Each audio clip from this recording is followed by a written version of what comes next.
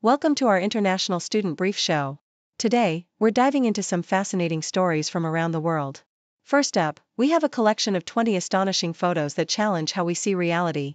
From trees growing around fire hydrants to animals with peculiar features, these images remind us just how unpredictable and extraordinary our natural world can be.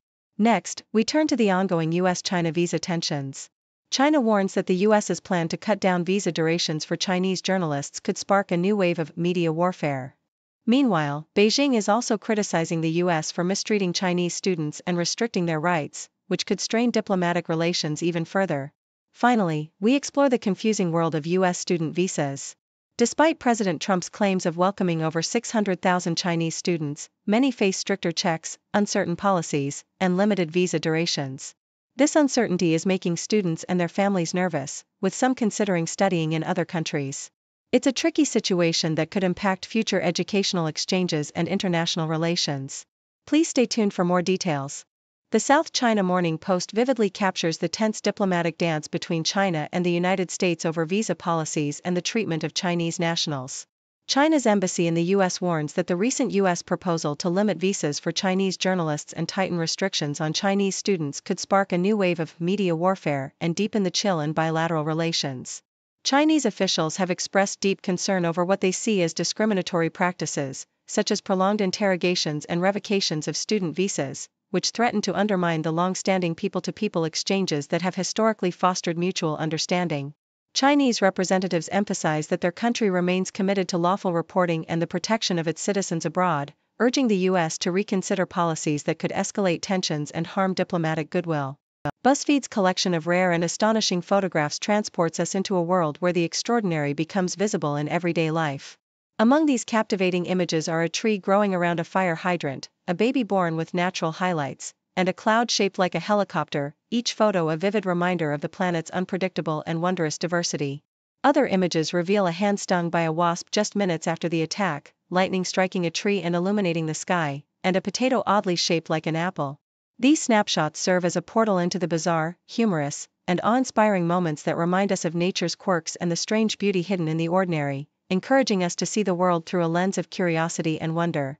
The discourse surrounding US-China relations over student visas is further complicated by the political and diplomatic uncertainties highlighted by SCMP. President Donald Trump's recent proposals to admit over 600,000 Chinese students signal a recognition of the mutual benefits of educational exchanges, yet the US's inconsistent visa policies and security checks cast a shadow of doubt over these prospects. Trump's rhetoric suggests a desire to maintain strong ties and acknowledge the importance of Chinese students to American universities, but ongoing revocations, security concerns, and unclear policies have caused anxiety among students and their families.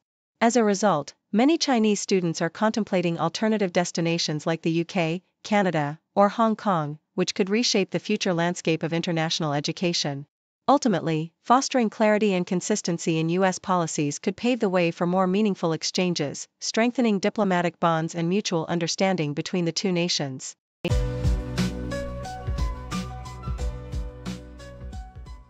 According to the South China Morning Post, President Donald Trump's recent proposal to admit 600,000 Chinese students over 2 years appears to be a superficial gesture aimed at improving diplomatic optics rather than a genuine policy shift.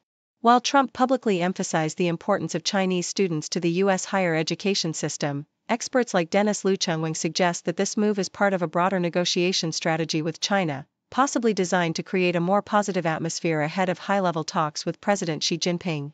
Despite these public statements, the overall climate in the U.S. remains highly skeptical of China, with Chinese STEM students continuing to face rigorous visa scrutiny and limited opportunities for post-study employment, especially in regions dominated by Republican politics.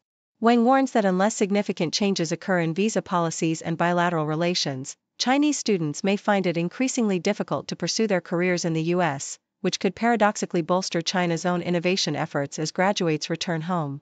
Meanwhile, experts like Dennis Simon highlight that the proposed increase in student numbers could potentially foster more collaboration between U.S. and Chinese scientists, helping to sustain America's leadership in science and technology, but only if security concerns and visa restrictions are addressed. The real challenge lies in post-graduation work opportunities, such as H-1B visas, which remain tightly controlled, risking a scenario where talented Chinese STEM graduates are forced to leave the U.S. or remain in limbo, thus affecting the future of international scientific cooperation. Deutsche Welle paints a sobering picture of Uganda's labor export industry, where thousands of Ugandans are lured abroad with promises of better jobs and higher wages, only to often return disillusioned, burdened with debt, or not returning at all. As this industry expands, questions about who truly benefits and who is left vulnerable become increasingly urgent.